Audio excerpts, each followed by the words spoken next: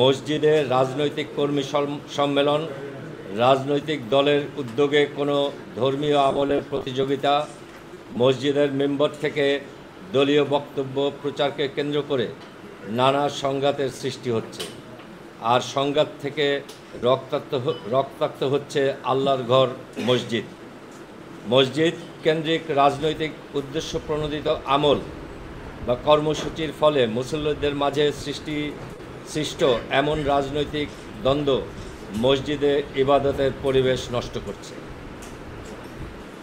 মুসল্লিদের মাঝে সৃষ্ট এমন রাজনৈতিক দ্বন্দ্ব মসজিদে ইবাদতের পরিবেশ নষ্ট করা সহ বাংলাদেশের 92% মুসলিম সংখ্যাগরিষ্ঠ দেশের যারা ভিন্ন ভিন্ন রাজনৈতিক মতাদর্শ থেকেই ধর্মকর্ম পালন করেন তাদেরকেও অস্থির করে তুলছে।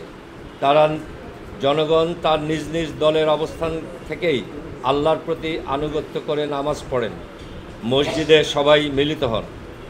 আমজনতার দল মনে করে মসজিদ হলো আল্লাহর ঘর, ইবাদতের স্থান, যা সকল রাজনৈতিক মতের মুসলিমদের মিলন মেলা। এই স্থানকে কেবল ধর্মীয় উদ্দেশ্যে ব্যবহার করা উচিত, রাজনৈতিক উদ্দেশ্যে নয়। এতে মসজিদের পবিত্রতা বজায় থাকে এবং মুসল্লিরা শান্তভাবে তাদের ইবাদত সম্পন্ন করতে পারে। ধর্মীয় স্থানকে রাজনীতিমুক্ত রাখলে সমাজের বিভিন্ন স্তরের মানুষের মধ্যে সম্প্রীতি বৃদ্ধি পায়। যখন ধর্মীয় স্থান রাজনৈতিক কর্মকাণ্ডের কেন্দ্র হয় তখন বিভেদ ও সংঘাতের ঝুঁকি বাড়ে। আমরা বিশ্বাস করি যে ধর্মীয় স্থানকে রাজনীতির প্রভাবমুক্ত রাখার মাধ্যমে আমরা একটি ঐক্যবদ্ধ এবং সহনশীল সমাজ গঠন করতে পারি। আমরা সুনির্দিষ্টভাবে সরকারকে মসজিদে রাজনৈতিক বা দলীয় উদ্যোগে কর্মসূচি নিষিদ্ধ করার আহ্বান জানাচ্ছি।